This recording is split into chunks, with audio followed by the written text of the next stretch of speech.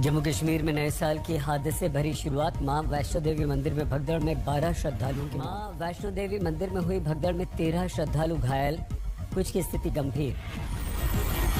सभी घायलों को अस्पताल में भर्ती कराया गया। कटरा बेस अस्पताल में सभी घायल लोग। मां वैष्णो देवी मंदिर में नए साल पर जुटी थी श्रद्धालुओं की भारी भीड़, इंतजाम नाकाफी। जम्मू कश्मीर के डीजीपी दिलबाग सिंह के अनुसार वैष्णो देवी मंदिर में दर्शन के दौरान श्रद्धालुओं में विवाद हुआ। इस दौरान धक्का मुक्की से मच गई भगदड़। देर रात 2:45 पर हादसा। मां वैष्णो देवी परिसर में भगदड़। उन्होंने दर्शन करके वहीं पर रुक गए, तो वहाँ पे पूरा मास गैदरिंग हो गई, तो लोगों को जगह नहीं मिली। अब वो थोड़ी सी जगह में जो आ रहे थे जा रहे थे, उसी हिसाब से हादसे के बाद प्रशासन ने रोक दी यात्रा प्रबंधन पर उठे सवाल। पीएम मोदी ने मां वैष्णो देवी मंदिर में भगदड़ में 12 श्रद्धालुओं की मौत पर शोक व्यक्त किया गया। परिजनों के प्रति व्यक्त की पीएम ने शोक संवेदना। पीएम राहत कोष से मृतकों के परिजनों को 2-2 लाख रुपए के मुआवजा का ऐलान, घायलों को 50-50 हजार रुपए। पीएम मोदी ने उपराज्यपाल मनोज सिन्हा, केंद्रीय मंत्री जितेंद्र सिंह से जानकारी ली। केंद्रीय गृह मंत्री अमित शाह ने हादसे पर व्यक्त की शोक संवेदना। जम्मू कश्मीर के उपराज्यपाल मनोज सिन्हा से बात। उपराज्यपाल मनोज सिन्हा ने दी जानकारी। हादसे पर गठित कर दी है high level committee. Jammu Kashmir के उपराज्यपाल मनोज सिन्हा ने हादसे पर जताया शोक। मृतकों के परिजनों को 10-10 लाख रुपए मुआवजे का किया ऐलान। राहुल गांधी ने मां वैष्णो देवी मंदिर में हादसे पर व्यक्त की शोक संवेदना। घायलों के शीघ्र स्वस्थ होने की कामना की। केंद्रीय मंत्री दी बीती रात मां वैष्णो देवी मंदिर के गेट नंबर 3 पर हुआ हादसा। कुछ श्रद्धालुओं में बहस हुई। धक्का मुक्की के दौरान ढलान होने से लुढ़क गए भक्त। नाकाफी दिखे इंतजाम। घायलों की जान बचाने की कोशिश करते दिखे परिजन और दोस्त। साथी को बचाने के लिए हाथ पंप करता दिखा एक व्यक्ति। वैष्णो देवी मंदिर में हादसे पर सवाल। नए साल पर बढ़ती भीड़ देखकर सुरक्षा इंतजाम पुख्ता क्यों नहीं किए गए? मंदिर पर एंट्री पॉइंट पर सुरक्षा इंतजाम में भी ढील। देर रात बढ़ती गई श्रद्धालुओं की संख्या। बीजेपी अध्यक्ष जेपी नड्डा ने मां वैष्णो देवी मंदिर में हादसे पर शोक संवेदना व्यक्त की। स्वस्थ होने की घायलों की कामना की। श्री माता वैष्णो देवी श्राइन बोर्ड ने जारी किया हेल्पलाइन नंबर 01991234 4804 और 019912344053 पर आप ले सकते हैं जानकारी। पीसीआर रियासी के फोन नंबर 9622856925 पर भी आप ले सकते हैं हादसे से जुड़ी जानकारी। 9622856295। एक चश्मदीद ने बयां की मां वैष्णो देवी मंदिर में हादसे की कहानी। कहा बेकाबू भीड़ पर सीआरपीएफ की लाठीचार्ज से हुई भगदड़। मां वैष्णो देवी मंदिर में भीड़ की स्थिति ऐसी थी कि ग्रिल पर लटके दिखे श्रद्धालु। भीड़ को नियंत्रित करने के लिए डंडे का वार करते भी दिखे कुछ लोग। मोबाइल तस्वीरें आई सामने। नववर्ष पर मां के दर्शन के लिए जुटी थी भीड़। दर्शन के लिए बिना पर्ची के भी मंदिर के अंदर आ गए थे लोग। मां के मंदिर में भगदड़ से पूर्व डिप्टी सीएम नरमल सिंह ने व्यक्त की अपनी शोक संवेदना। दुख की बात है कि माता वैष्णो देवी भवन में जो श्रद्धालु नए साल की पूर्व संध्या के ऊपर अपना माथा टेकने आए थे, वहां भगदड़ मचने से 12 लोग जो हैं उनकी डेथ हो गई है। नववर्ष पर बीएसपी सुप्रीमो मायावती ने प्रेस कॉन्फ्रेंस की। मां वैष्णो देवी मंदिर में भगदड़ के लिए सरकार की लापरवाही को ठहराया जिम्मेदार। जो तथ्य सामने आ रहे हैं तो उसमें सरकार की ज्यादा लापरवाही हमें नजर आ रही है। मायावती ने कांग्रेस बीजेपी पर हवाई घोषणाओं और उद्घाटन की राजनीति का लगाया आरोप। मायावती ने कहा केंद्र में जो भी सरकार रहती है वो विधानसभा चुनावों के समय अपनी पार्टी के लिए प्रदेश में हवाई घोषणाएं करती है, सरकारी खजाना प्रचार में लुटा देती है। मायावती ने कहा बीएसपी अमीरों की पार्टी नहीं, चुनावों में फिजूल खर्ची नहीं करती। बीएसपी की प्रचार शैली दूसरों से बहुत अलग है। यूपी में 8 सीनियर आईपीएस अधिकारियों का तबादला। IPS Ramkumar ADG zone Varanasi बनाए गए। IPS Brijbhushan ADG Lucknow zone बनाए गए। अजय आनंद को एडीजी पीएससी के साथ एडीजी कार्मिक का भी मिला चार्ज।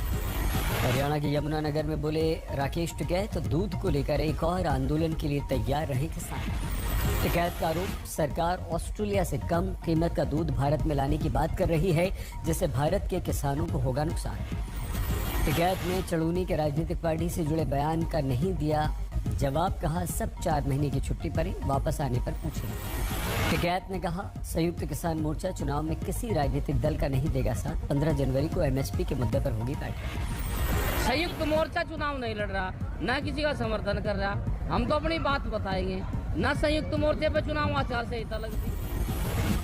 किसानों की श्रद्धांजलि सभा में पहुंचे किसान नेता चड़ूनी का नया बयान, कहा हम चुनाव लड़ेंगे नहीं, चुनाव लड़वाएंगे। गरीब गरीब हो रहा है, अमीर और अमीर हो रहा है, तो इसका जो इलाज है वो राजनीति से ही है और उसी को सुधारने के लिए राजनीति में आने का प्रयास।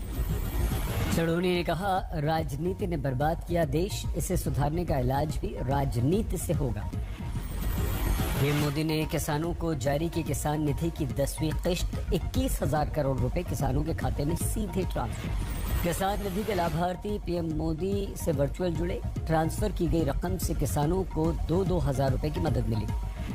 लखनऊ में अखिलेश यादव की रैली, नव वर्ष की शुभकामना देते हुए अखिलेश ने कहा आज सिर्फ तारीख बदली, नई सरकार आने पर बदलेगा नया साल। तारीख जरूर बदली है, लेकिन आने वाले समय में हमारे और आपके लिए नया वर्ष तभी होगा जब उत्तर प्रदेश में नई सरकार हो।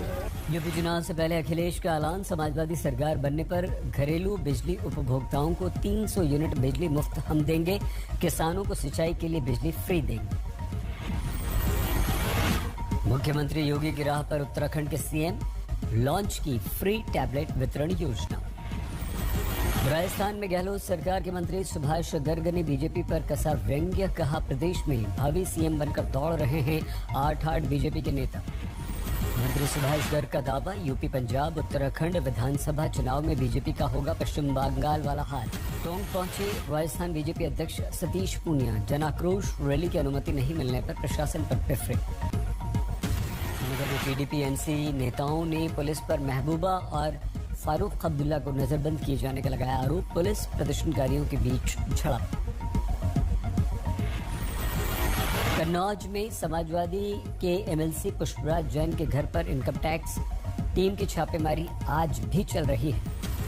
समाजवादी इत्र लॉन्च कर चर्चा में आए थे पुष्पराज, जांच एजेंसियों ने अभी कोई ब्यौरा नहीं दिया। कन्नौज में इत्र व्यापारी मोहम्मद याकूब के घर भी नोट गिनने की मशीन लाई गई। कल से छापे में भारी मात्रा में कैश बरामद हुआ है। कन्नौज के इत्र व्यापारी याकूब मलिक के भाई मोहसिन मलिक के लखनऊ वाले घर पर भी छापे, इनकम टैक्स की टीम 19 घंटे से तलाशी। कन्नौज में इत्र व्यापारी फैजान मलिक के घर पर भी इनकम टैक्स का छापा इस समय चल रहा है। हरियाणा के भिवानी में खनन साइट पर बड़ा हादसा, चट्टान दरकने से 2 की मौत। भिवानी में खनन साइट पर हादसे में 20 लोगों के दबे होने की आशंका। करनाल हादसे में 2 युवकों की मौत, खंबे से टकराने के बाद 2 टुकड़े हो गई कार। तमिलनाडु के शिवकाशी में बड़ा हादसा, पटाखा बनाने वाली फैक्ट्री में भीषण आग, 4 मजदूरों की मौत, कई घायल। एयरपोर्ट के पास केमिकल फैक्ट्री में भीषण आग से लाखों का नुकसान। देश में ओमिक्रॉन का संकट, 1430 के पार पीड़ितों का आंकड़ा।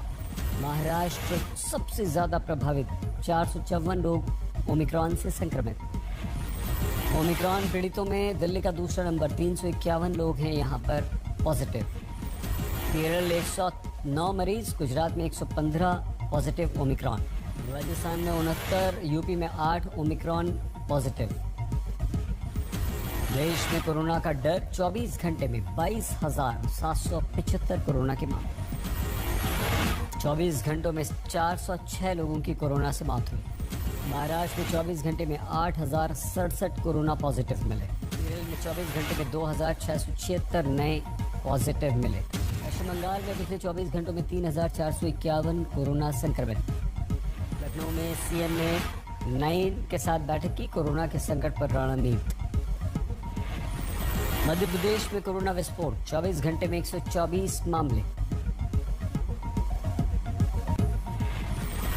इंदौर में पिछले 24 घंटे में सबसे ज्यादा कोरोना पॉजिटिव मिले, 62 लोग कोरोना संक्रमित।